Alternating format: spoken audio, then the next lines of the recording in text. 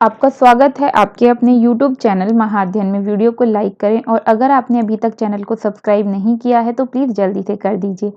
आज हम करने जा रहे हैं हमारे 7th स्टैंडर्ड की मैथमेटिक्स की वर्कशीट और जिसका नंबर है 18 और डेट है हमारी आज 26 नवंबर। आज जो नई चीज़ हम सीखने वाले हैं उसे बोलते हैं घातांक और घात। घात और घात वाला अंक। घात अंक मतलब घात अंक।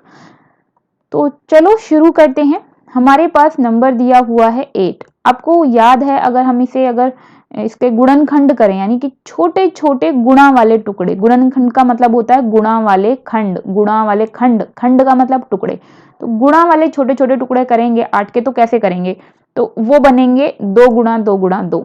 गुणा करके देखें, 2 दूनी 4 और 4 दूनी 8, 8 आ गया। तो अब जब हमारे पास ये एक जैसे नंबर होते हैं, जितनी बार होते हैं उसे गिनकर हम ऊपर लिख देते हैं। यहाँ पर 2 हमारे पास 3 बार है तो हमने 2 के ऊपर लिखा 3, छोटा सा 3। अब ये जो 3 है यही है घात। किसकी? 2 की घात 3। अगर आपसे कहा जाए 2 की घात 3 तो इसका मतलब है आपको 2 को 3 बार गुणा करना है। 2 गुणा 2 4 आ गया, उसको फिर 2 से गुणा कर दीजिए, 8 आ गया। इसी तरीके से और कुछ नंबर्स को भी हम करके देखते हैं ताकि हमारी अच्छी प्रैक्टिस अभ्यास हो जाए। 81 के टुकड़े करेंगे, गुणनखंड करेंगे। तो गुणनखंड करना आप सीख चुके हैं। हम गुणनखंड ऐसे करके करते थे, याद है ना आपको। यहाँ पर लिखा हमने 81 यानी 81 लिखा। 81 को हमने अब 81 को भाग करेंगे तो सबसे छोटी संख्या 3 है जिससे उसे भाग करेंगे तो हमारा आएगा 3 दूनी 6 और 3 सत्ते 21। फिर हम करेंगे दोबारा से तो हमारा आएगा 3 निम 27। फिर हम आगे करेंगे तो हमारा आएगा 3 तिया 9। तो 3 वाले हमारे पास कितने टुकड़े आ गए? हमारे पास 3 वाले 4 टुकड़े आ गए। एक 3, दूसरा 3, ये तीसरा 3 और ये चौथा 3। तो कितने 3 आए? 81 के टुकड़े करते हैं तो 4 3 आते हैं, तो जिसे हम लिख सकते हैं 4 की घात 3। सॉरी माफ कीजिएगा, 3 की घात 4। 3 को हमने 4 बार लिखा तो मतलब 3 की घात 4। अगर आपके पास लिखा हो 3 की घात 4 तो इसका क्या मतलब है? इसका मतलब है कि 3 को आप 4 बार गुणा करेंगे।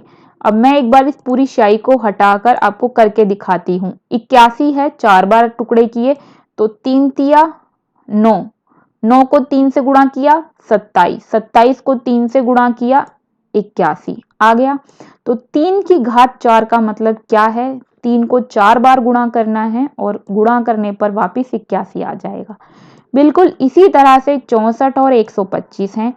64 के जब हम 2 वाले टुकड़े करते हैं तो वो 6 टुकड़े आएंगे, क्योंकि वो 2 से भाग होता है इसलिए 2 से भाग किया। कितनी बार है? 6 बार है। करके देख लेते हैं। 2 दूनी 4, 4 को 2 से गुणा किया 8, 8 को 2 से गुणा किया 16, 16 को 2 से गुणा किया 16 दूनी 32, को 2 से गुणा किया 64।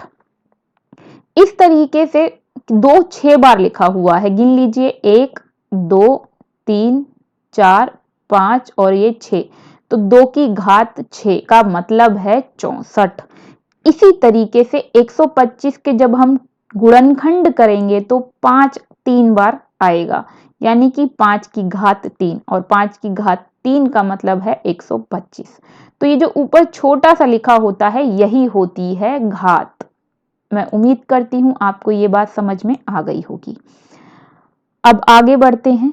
घातांक का प्रयोग बड़ी संख्याओं को दिखाने के लिए किया जाता है। तो ये घात वाले जो अंक हैं, जो 2 के ऊपर 6 है, जो घात है, तो ये अंक ही तो है। तो घात वाले अंक जो हैं या घात जो हैं हम इसलिए दिखाते हैं ताकि बड़ी संख्याओं को छोटा करके लिख सके। मानकर चलिए आपके पास एक संख्या है,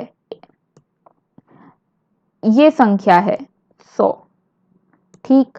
या आपके पास मानकर चलिए ये संख्या है, या मानकर चलिए आपके पास ये संख्या है। तो इसने इतनी सारी जगह ली, लेकिन अगर मैं लिख दूं इसको 10 गुणा, कितनी जीरो है हमारे पास? 1 2 3 4 5।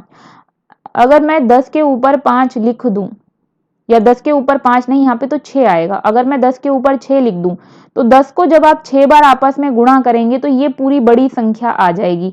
लेकिन इतनी सारी जगह की जगह पर मैंने बिल्कुल थोड़ी सी जगह में ये संख्या लिख दी।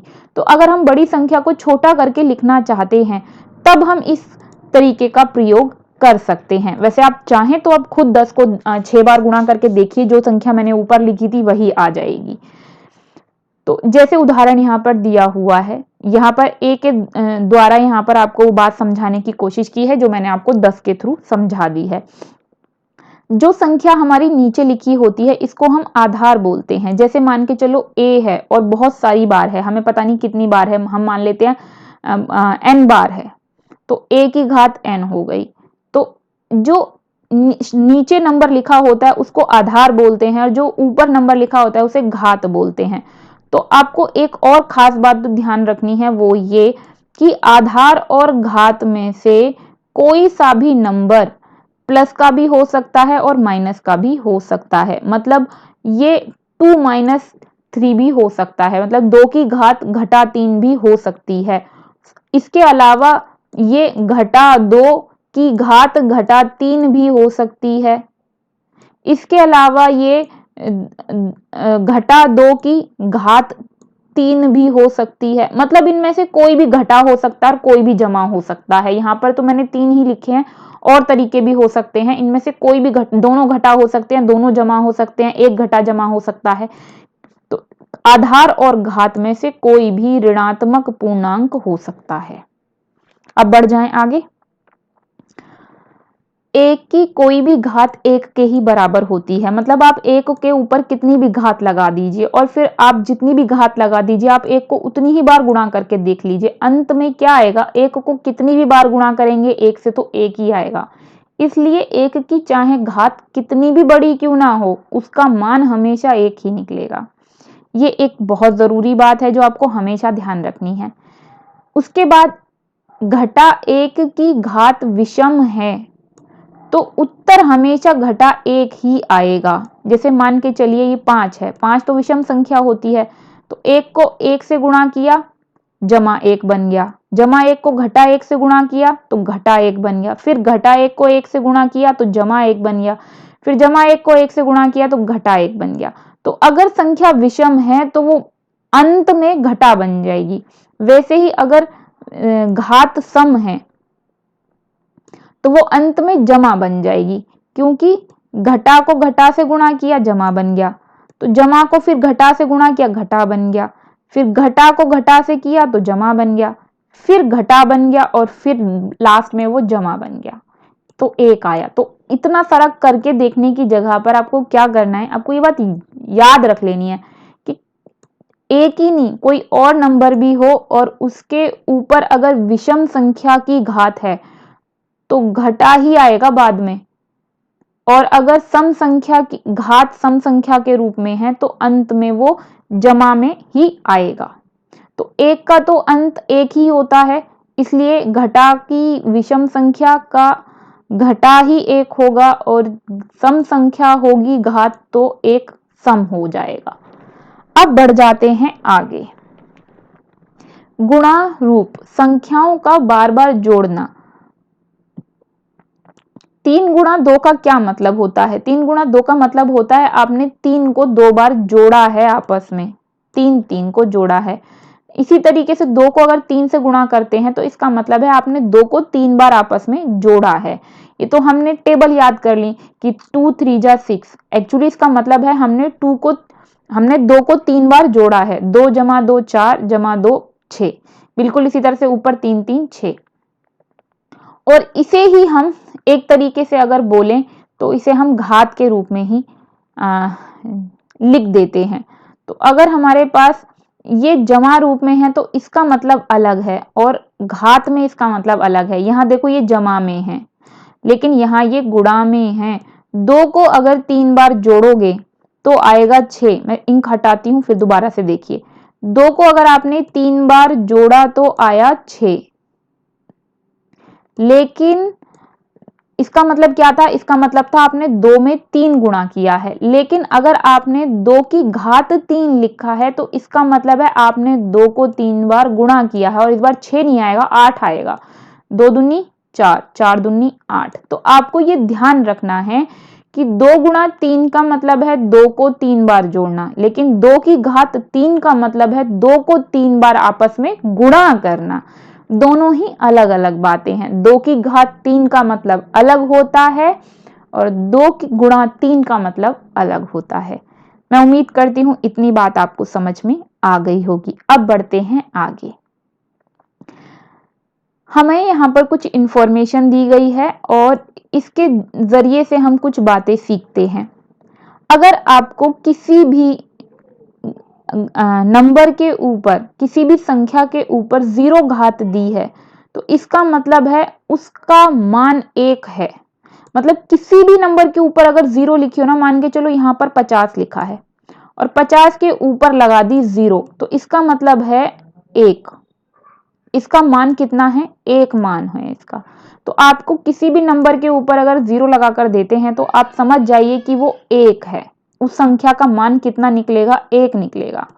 इसी तरह से अगर 2 की घात 1 है या किसी भी संख्या की घात 1 है तो इसका मतलब उसको वो एक ही बार है। तो एक बार है तो उसको किसी से भी गुणा नहीं करना। जब हम उसे किसी से भी गुणा नहीं करेंगे तो वो संख्या वही की वही रहेगी, क्योंकि अगर लिखा है 2 की घात 2 तो इसका मतलब है आप 2 को 2 बार गुणा करेंगे, तो 2 गुणा 2 करेंगे और फिर आएगा 4। लेकिन 2 के ऊपर 1 लिखा है तो मतलब दूसरे वाला 2 की जरूरत नहीं है, वो अकेला ही है। तो अकेला तो होता ही है। ये 3 है, मान के चलिए ये 3 है, इसके ऊपर भी 1 है। ये 3 है, इसके ऊपर भी 1 है। जिसके ऊपर कुछ भी नहीं है उसके ऊपर 1 होता ही है, जो हम लिखते नहीं है। तो अगर किसी के ऊपर 1 लिखकर दिखा देते हैं तो इसका मतलब वो आपको कंफ्यूज भी कर रहे हैं, और इसका मतलब वही की वही संख्या है। 2 की घात 2 का मतलब है उसे 2 बार गुणा किया हमने, यानी कि 4। 2 की घात 3 का मतलब उसे 3 बार गुणा किया हमने, यानी कि 2 गुणा 2 4 गुणा 2 8। तो 2 की घात 1 का मतलब है 1 मोड़, 2 मोड़, 3 मोड़। ये मोड़ अगर आपको नहीं भी समझ में आता है तो जो मैं आपको बता रही हूं वो बात आपको समझ में आ गई होगी। अब यहाँ पे संख्या कितनी है, यहाँ पे संख्या दी गई है 4 की घात 3। अब आपसे पूछ रहे हैं कि इसमें आधार कौन है, तो आप बता देंगे 4 की घात 3 में आधार 4 को बोलते हैं। घात किसे बोलते हैं, जो ऊपर लिखा हुआ है छोटा सा 3, उसे घात बोलते हैं। इसे प्रसारित रूप में कैसे लिखेंगे, मतलब इसे बड़े रूप में कैसे लिखेंगे, तो 4 को 3 बार लिख देंगे, 4 गुणा 4 गुणा 4। और मान कैसे लिखेंगे, 4 चौक 16 और 16 चौके 64। इसका उत्तर आ गया। अब ये कह रहे हैं कि इसको पूरा टेबल को भर के दिखाओ, तो ये आप भर के दिखाइए। इसे मैंने आपके लिए इसे लिखा नहीं है, मैं सोच रही हूं कि इसे आप खुद कर लें। ये 9 है आधार और घात है इसकी 3। अब ये 9 को आप यहाँ पे 3 बार गुणा करके लिखेंगे, 9 गुणा 9 गुणा 9 गुणा 9, और उसके बाद आप इसका उत्तर लिख देंगे। 9 निम 81, और 81 को फिर 9 से गुणा करेंगे तो कितना आएगा। जब हम 81 को 9 से गुणा करेंगे तो हमारे पास आ जाएगा 729। अब इसी तरह से ये घटा 1 है। घटा 1 में आधार कौन है, आधार है घटा 1। उसके बाद इसके ऊपर घात कितनी है, तो आप कहेंगे घात है 4। अब इसको प्रसारित रूप में कैसे लिखेंगे, यहाँ पर जगह कम है, ये आप खुद लिख लीजिएगा। घटा 1 गुणा में घटा 1 गुणा में घटा 1 गुणा में घटा 1 गुणा में घटा 1, ऐसे करके आप इसे 4 बार लिख लीजिए। यहाँ पे जगह कम है, आप लिख लीजिए, खुद लिख लीजिए प्लीज। हाँ, ये उसके बाद मैं हटा देती हूँ, इस डिब्बे को खाली कर देती हूँ ताकि आपसे ये गलत ना हो। और उसके बाद आप इसको खुद भर लीजिए। मैं इसका उत्तर बता देती हूँ आपको, ये मुझे लगता है ज्यादा अच्छा रहेगा आपके लिए कि मैं इसका उत्तर बता दूं। तो घटा 1 को जब हम 4 बार करेंगे तो क्योंकि इसकी घात सम है तो उत्तर भी हमारा 1 ही आएगा। घटा घटा को यहाँ पे ऊपर देखा था ना हमने, अगर घटा की घात विषम है तो घटा आता है, और अगर घात सम है तो जमा का उत्तर आता है, तो जमा का 1 आएगा। इसी तरीके से ये 3 है, घटा में है तो इसका आधार पूछा है तो वो आएगा घटा 3। घात पूछी है तो वो आएगी 2, और इसे प्रसारित रूप में लिखना है तो आप लिख दीजिए घटा 3 गुणा में घटा 3 गुणा में घटा 3। ये जगह कम है, आप खुद लिख लीजिए, मैं आपको इसका उत्तर बता देती हूँ। इसकी सॉरी माफ कीजिएगा, 3 बार नहीं 2 बार लिखना है, घात 2 है ना, तो घटा यहाँ मैं लिख देती हूँ, यहाँ 2 बार तो लिखने की जगह है, मैं लिख देती हूँ घटा 3 गुणा में घटा 3। उसके बाद इसका मान लिखना है, तो मान कितना आएगा, तो 3 तिया 9 और घटा घटा हो जाएंगी जमा, तो उत्तर आएगा जमा का 9। आपको सिर्फ ये वाला डिब्बा भरना है, या भर लीजिएगा, ये मैंने आपके लिए ऐसे ही छोड़ दिया है, आप अच्छा अच्छा सुंदर सुंदर लिखिएगा, इस पर लिखने में थोड़ी सी दिक्कत होती है। और अब बढ़ते हैं आगे, घातांकीय रूप में व्यक्त करना है। अब आपको घात बतानी है, 6 कितनी बार है, 4 बार, तो कितना उत्तर आएगा, उत्तर आएगा 6 की 4। और उसके बाद यहाँ पर मैंने आपके लिए सवाल को कर दिया है 6 की 4। उसके बाद यहाँ पर 2 2 बार है और ए भी 2 बार है, तो उत्तर क्या आएगा, उत्तर आएगा 2 की घात 2 और ए की घात 2। ये इसका उत्तर हो गया। इसे लिखने का एक और तरीका होता है, 2 और ए को एक ब्रैकेट के अंदर बंद करके उस ब्रैकेट के ऊपर 2 लगा दीजिए, इसका मतलब है 2 भी 2 बार है और 1 भी 2 बार है। अब 512 इसको घात रूप में लिखना है, तो घातांक रूप में लिखने के लिए पहले इसके गुणनखंड करने पड़ेंगे।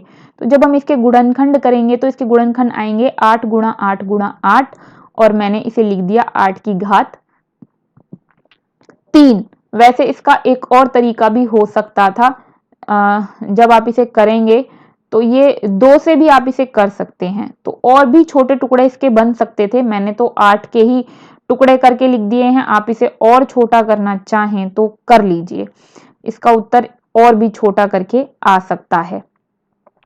फिलहाल मैं आगे बढ़ जाती हूँ। 343 के मैंने टुकड़े किए हैं 7 से, और इसका उत्तर आया है 7 की घात 3। तो आगे बढ़ने से पहले वैसे मैं आपको इसका एक और रूप बता देती हूँ। यहाँ पर ये 8 के टुकड़े की जगह जब आप 2 के टुकड़े करेंगे तो ये 2 की घात 9 आएगा। मैं यहाँ पर लिख दूं छोटा सा 2 की घात 9, आप लिख लीजिए। वैसे हो सके तो आप इसके 8 वाले टुकड़े ना बनाकर 2 वाले टुकड़े बनाइए, क्योंकि घातांक में लिखना है तो जितना छोटा नंबर लिख दें उतना ज्यादा बढ़िया है। आप 8 की 3 लिखेंगे तो ये भी गलत नहीं है, क्योंकि आपने इसके गुणनखंड ऐसे ही किए हैं, तो ये आंसर भी ठीक होगा। पर 2 वाले आंसर लिख लीजिए, ज्यादा बढ़िया रहेगा। अगला प्रश्न, हमें बताना है संख्याओं में बड़ी संख्या कौन सी है। तो अगर हम संख्या में बड़ी संख्या निकालना चाहते हैं, तो इसमें से हमें अगर बड़ी संख्या निकालनी है तो उसका आसान तरीका ये है कि सबसे पहले हम इसमें क्या करें, इनको हल कर लें। तो 4 की घात 3 दी हुई है, अगर हमें इन्होंने 4 की घात 3 दी है तो अब हमें करना यह है कि 4 को 3 बार गुणा करना होगा। तो 4 को हम 3 बार गुणा कर लेते हैं। तो अगर हम 4 को 3 बार गुणा करेंगे तो हमारे पास आ जाएगा 64। 4 4 को गुणा किया 16, 16 को फिर 4 से गुणा किया तो हमारे पास आया 64, आ गया 64। अब 64 के आने के बाद आप 3 को 4 बार गुणा कर लीजिए। मैंने यहाँ पर आपके लिए से गुणा किया है, 4 को 3 बार गुणा किया 64, और 3 को 4 बार गुणा करेंगे तो 81 आ जाएगा। अब आप बताएं कौन बड़ा है, 64 बड़ा है या 81? तो आप कहेंगे मैम 81 बड़ा है, तो डेफिनेटली 3 की घात 4 जो है वो इसका उत्तर है। उसके बाद अगला 5 की 3 है और 3 की 5 है, इन्हें भी गुणा कर लेते हैं। तो 5 की 3 का मतलब है 5 को 3 बार गुणा करना है, तो 5 25, 25 पंजे 125। फिर 3 को 5 बार गुणा कीजिए, 3 तिया 9, 9 तिया 27, तिया 81, 27 तिया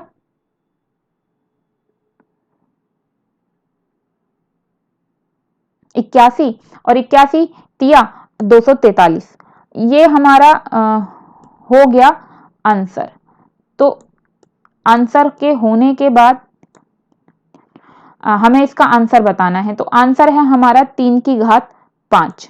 तो फटाफट से आप इसे कर लीजिए, 3 की घात 5 इसका उत्तर हो गया। अब मैंने आपके लिए इसे इरेज भी करके साफ कर दिया है ताकि आपको आपका उत्तर करने में कोई दिक्कत ना हो।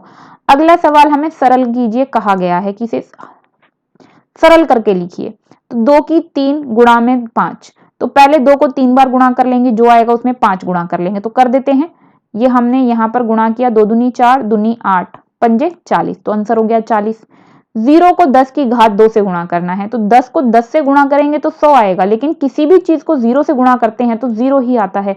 तो अगर आपको ऐसी सवाल कभी भी आ जाए, 0 दिया हो गुणा में और उसके बाद कितनी भी बड़ी संख्या दी हो, तो आप सीधा 0 आंसर लिख दीजिए, क्योंकि इतनी बड़ी गुणा करने का क्या फायदा जब अंत में 0 ही आना है। आपको ये हमेशा याद रखना है, 0 को किसी भी चीज से गुणा करेंगे तो 0 ही आएगा, लेकिन किसी की घात अगर 0 है तो मान 1 आएगा। दोनों को मिक्स मत कीजिएगा, दोनों अलग अलग चीजें हैं।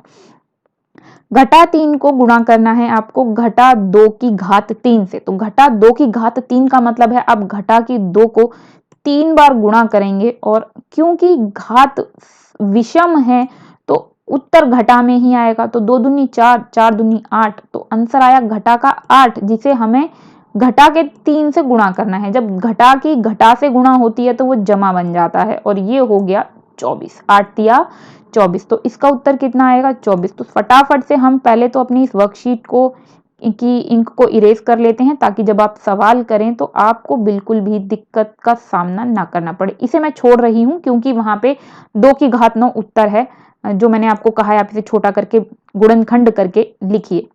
अब बढ़ते हैं आगे की तरफ। यहाँ पर हमें प्रयास करने के लिए दिया गया है, बताइए 2 की घात 0 है तो उत्तर क्या होगा। तो आप कहेंगे 2 की घात 0 है तो उत्तर होगा 1, क्योंकि ये मैंने आपको 2-3 बार बता दिया है और वर्कशीट में भी आया है। 72 के गुणनखंड करने हैं, वो भी अभाज्य। अभाज्य गुणनखंड का मतलब होता है सबसे छोटे वाले टुकड़े बनाने हैं आपको। तो 72 के जब सबसे छोटे टुकड़े बनाएंगे तो 2 आएगा 3 बार और 3 आएगा 2 बार। ये इसका उत्तर है। जब छोटे छोटे टुकड़े गुणनखंड करने आते ही हैं आपको, मुझे पता है आपको आते हैं, मैंने आपको करके भी दिखाया था ये वाला मेथड जो था। ये इसी तरीके से आपको गुणनखंड करने हैं। मैं फटाफट से इसको हटाकर साफ कर देती हूँ। उसके बाद इन्होंने कहा है क्या ये समान है, हमें ये बताना है ये समान है या नहीं है। तो सबसे पहले ये देखिए a की स्क्वायर b की स्क्वायर, उसके बाद a स्क्वायर b, सॉरी माफ कीजिए, a की क्यू लिखा है यहाँ पे। a की घात 3 है, b की घात 2 है। a की घात 2 है, b की घात 3 है। b की घात 3 है, a की घात 2 है। अब ये हमसे पूछ रहे हैं a की 3 b की 2, a की 2 b की 3, b की 3 a की 2 क्या बराबर हैं। तो अब हम कहेंगे ये बराबर नहीं है। क्यों बराबर नहीं है, क्योंकि a कुछ भी हो सकता है। a 1 हो सकता है, 2 भी हो सकता है, 3 भी हो सकता है, b का मान भी कुछ हो सकता है, हमें क्या पता कितना मान है। इनमें अगर हम ठीक से देखें तो ये वाला नंबर, ये वाली जो है a की घात 2 और b की घात 3, यहाँ ये दोनों गुणा में हैं। यहाँ पर b की 3 और a की 2 ये दोनों भी गुणा में हैं। तो इसमें आगे पीछे तो लिखा है इन्हें, लेकिन ये बराबर हैं, और ये जो है ये बराबर नहीं है। तो हम लिखेंगे ये तीनों बराबर नहीं हैं, इनमें से केवल a की 2 b की 3, b की 3 a की 2 ही आपस में बराबर हैं। तो आपको बस इतना ही लिखना है। ये नीचे वाला जो है ये आपके लिए नहीं है, ये इंग्लिश में ऊपर वाला ही नीचे लिखा हुआ है, लेकिन आप हिंदी मीडियम के स्टूडेंट हैं तो आप नीचे वाले को मत लिखिए, सिर्फ इतना ही कीजिए और आपकी वर्कशीट हो गई। मैं उम्मीद करती हूँ कि इस वीडियो से आपको आपकी मैथ की वर्कशीट समझने में काफ़ी मदद मिली होगी और आपको आपका कॉन्सेप्ट भी क्लियर हो गया होगा। मेरे प्यारे विद्यार्थियों, अगर आप चाहते हैं महाअध्ययन की तरफ से आपको ये वीडियोज़ आपको ऐसे ही मिलती रहें, आपके सवालों को आप इसी तरह आसानी से कर सके, तो ज़रूरी ये है कि आप वीडियोस को लाइक और शेयर तो कर ही दें, साथ में चैनल को सब्सक्राइब कर दें, क्योंकि चैनल के चलते रहने के लिए ज़रूरी है उस पर लाइक, शेयर्स और सब्सक्राइबर्स का बढ़ते रहना। तो करना सिर्फ इतना है, आपकी वीडियो के नीचे रेड कलर से लिखा हुआ है सब्सक्राइब, उसे क्लिक कर दीजिए, उसका कलर चेंज हो जाएगा और फिर लिखा रहेगा वहां पे सब्सक्राइब्ड, इसका मतलब चैनल सब्सक्राइब हो गया। फिर मिलते हैं ऐसी ही अच्छी सी प्यारी सी वीडियोस के साथ, तब तक के लिए स्वस्थ रहें, खुश रहें। नमस्कार और धन्यवाद।